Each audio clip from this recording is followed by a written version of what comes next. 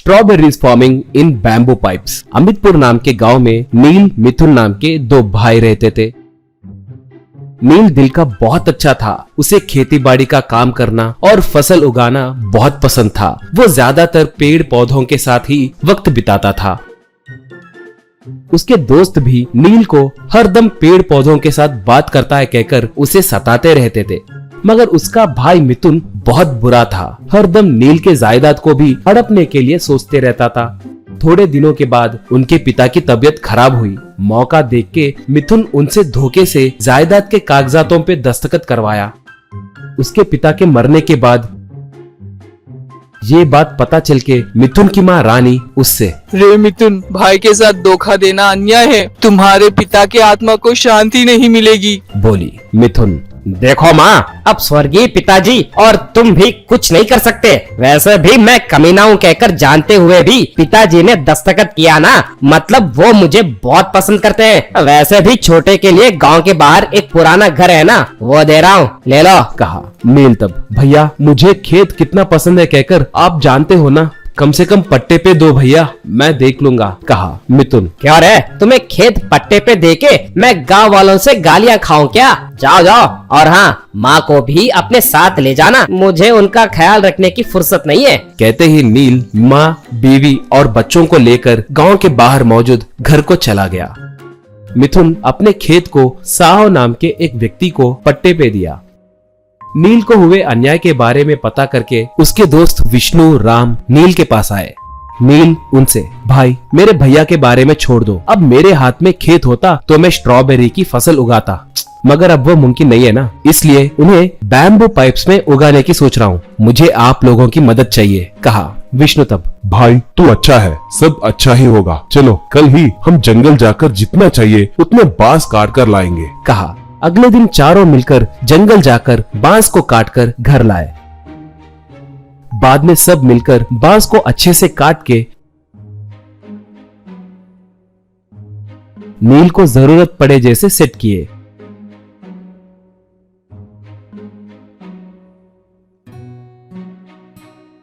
अगले दिन नील और उसका परिवार स्ट्रॉबेरी के बीज उसमें बोए।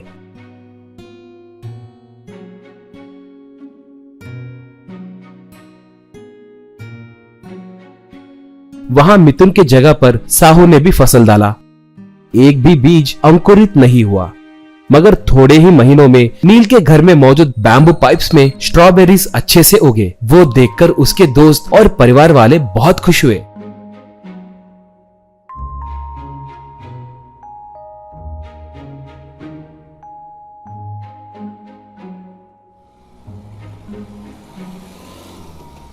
और ऊपर से फसल भी एक्सपोर्ट क्वालिटी का होने की वजह से व्यापारी नील के घर को आकर वहीं पैकिंग करवाकर ले जाने लगे।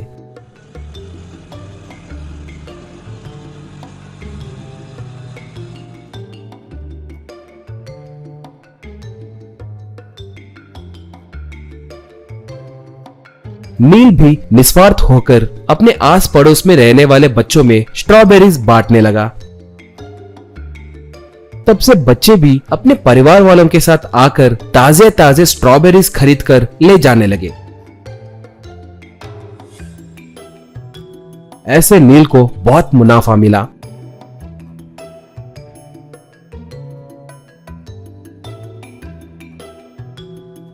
उससे उसके परिवार वाले बहुत खुश हुए। एक बार मिथुन साहो के पास आकर पट्टे के पैसे पूछा। साहो तब, क्या पैसे चाहिए? इस जमीन को देखो, जैसे किसी ने श्राप दिया हो, एक भी बीज अंकुरित नहीं हुआ। देखो, अब से तुम्हारे खेत में मैं ही नहीं, कोई भी फसल नहीं उगाएगा। वैसे भी भाई को धोखा देके खेत हड़प लिए ना, फसल कैसे उगेगा? कहकर चला गया। बाद में मिथुन बहुत लोगों से पूछा, मगर एक भी खेत को पट्टे पे लेने के लिए आगे नहीं आया। इससे मिथुन को गुस्सा आकर वो खुद बीज बोकर पानी डाला। फिर भी एक बीज भी अंकुरित नहीं हुआ। अब विवश होकर वो भाई के पास जाकर उसे आधा खेत देकर अपने खेत को भी पट्टे पे लेने को कहा।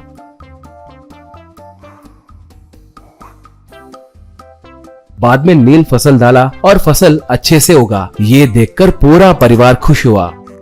गरीब वर्सेस अमीर खिलौना घर। उत्तम नगर नाम के गांव में अमन नाम के एक धनवान और आनंद नाम के एक गरीब का घर साथ साथ थे।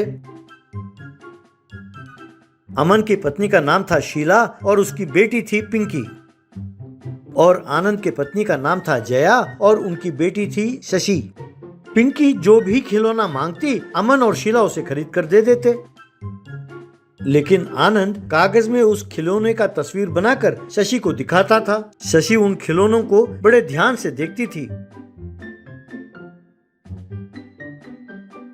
एक दिन अमन शहर से कार में उत्तम नगर लौट रहा था। कार के पिछले सीट में एक बहुत बड़ा गिफ्ट बॉक्स था। तभी अचानक कार रुक गई। अमन ने मैकेनिक को फोन किया और अरे भैया, गाड़ी फिर से बंद हो गई है। चलो मैं किसी ना किसी तरह घर पहुंच जाऊंगा। मेरे गाड़ी को ठीक करके शाम तक मेरे घर ले आना, समझे? ऐसा कहा।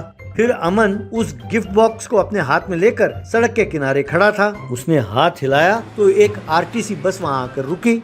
अपने मन में हद, मेरी किस्मत ही खराब है। यूं सोचकर वो बस में चढ़ा। बस कचाकच भरा हुआ था। सिर्फ आनंद के पास एक सीट खाली थी। आनंद ने अमन को देखा और आइए साहब बैठिए ना। अमन अरे बैठूंगा नहीं तो और क्या करूंगा? कहकर वो चुपचाप आके उसके पास बैठ गया।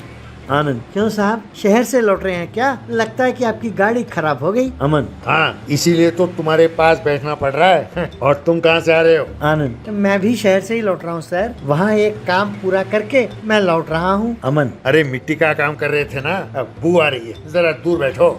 आनंद, क्या करें सर, पेट के लिए करना पड़ता है। ये गिफ्ट में है क्या सर? बिटिया के लिए। अमन, हाँ भाई, जब भी मैं शहर जाता हूँ बिटिया के लिए एक कीमती गिफ्ट लेकर आता हूँ। वैसे तुम अपनी बच्ची के लिए कुछ नहीं लेके जा रहे भाई? कम से कम सड़क के किनारे बिकने वाले वो चूड़ियाँ तो खरीद कर ले जा सकते हो ना। अब अगर बच्चों को ऐसे पालोगे तो बड़े होकर वो क्या करेंगे भाई? तुम्हारी गरीबी उससे भी चिपक जाएगा और वो भी मजदूरी करेगी। अब मुझे देखो, वो जो भी मांगती है वो खरीद कर देते हैं, उसे बढ़िया से स्कूल में पढ़ाते हैं और उसके लिए तो हमने ट्यूशन भी रखा हुआ है। वैसे जो खिलौने हम खरीद कर देते हैं उससे उसका दिमाग बढ़ता है। जानते हो इसके अंदर क्या है? Latest toy house. इससे मेरी बिटिया को घर का इंटीरियर डिजाइन कैसा होना चाहिए पता चल जाएगा।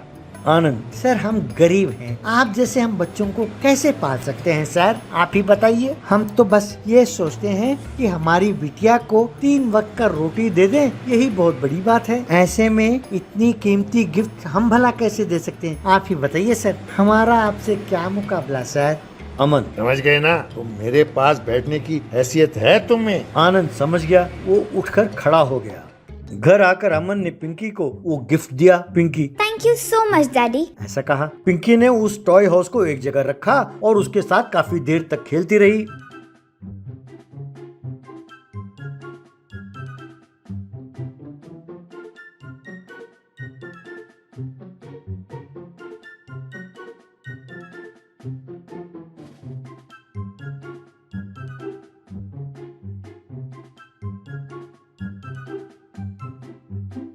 अगले दिन पिंकी अमन से, डैडी, हमारे घर के पास मेरी सहेली ने एक घर बनाया है। उसने मुझे गृह प्रवेश के लिए इनवाइट किया है। चलिए डैडी, हम चलते हैं। अमन, अपने घर के पास नया घर? ये अचानक कहाँ से आ गया? चलो देखते हैं। दोनों मिलकर आनंद के झोपड़ी के पास आए।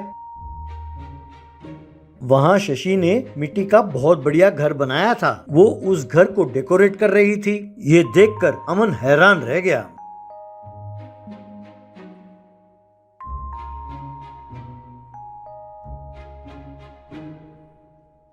पिंकी, ये मेरी सहेली है शशि। देखिए डैडी, इसने कितना बढ़िया घर बनाया है। इसीलिए मैं आपसे कहती थी कि आप मुझे ड्राइंग क्लास में ज्वाइन कराएं, लेकिन आप सुनते नहीं। इसके पिताजी ने ही इसे ड्राइंग करना सिखाया, इसीलिए वो इस घर को बढ़िया सा डिजाइन कर बना पाई। अमन के समझ में नहीं आया कि वो क्या कहे।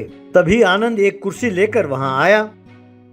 आनंद, साहब आप हमारे घर आए, बहुत खुशी हुई। बैठिए ना, बैठिए। अमन, आनंद, तुम्हारे सामने बैठने की मेरी हैसियत नहीं है। इतने दिन मैं ये समझता था कि दूसरों के बनाए हुए खिलौने लाकर अपनी बेटी को दूंगा और उसकी अच्छी तरह परवरिश करूंगा, लेकिन आज तुमने साबित कर दिया है कि अच्छी परवरिश वो है जो बच्चों की सोचने की शक्ति को बढ़ाए। मैं चाहे करोड़ों रुपए खर्च करके खिलौने खरीद कर लाऊं, लेकिन तुम्हारे सिखाए हुए एक ड्राइंग के सामने ये सब एकदम बेकार हैं। तुम्हारी बेटी के बनाए हुए इस मिट्टी के घर के सामने मेरा इतना बड़ा बंगला एकदम बेकार है। आज से मैं अपनी बच्ची को तुम्हारे पास ड्राइंग सीखने के लिए भेजूंगा। वो पैसे तुम्हारे काम आएंगे। इसे भी अपनी बेटी मानकर इसे सिखाओ। आनंद, अरे इससे बढ़िया और क्या हो सकता है सर। जब मैं बचपन में ड्राइंग करता था तो किसी ने मेरा प्रोत्साहन नहीं किया सर, सब मजाक उड़ाते थे। आखिरकार मुझे मजदूर बनना पड़ा सर। इसीलिए मैं अपने बेटी को बेशक पैसे नहीं दे पाता था, लेकिन उसे ड्राइंग करना सिखाया सर। वो एक कदम आगे गई, वो मिट्टी के खिलौने और घर बनाने लगी सर। मेरी इच्छा है कि ये एक बढ़िया इंजीनियर बने। आपकी बेटी को भी मैं मन लगाकर सिखाऊंगा सर। अमन ने आनंद को प्रणाम किया। तब से पिंकी और शशि दोनों मिलकर मिट्टी के घर बनाने लगे और साथ साथ पिंकी के टॉय हाउस के साथ भी खेलने लगे। उन दोनों की दोस्ती को देखकर अमन और शीला बहुत खुश हुए।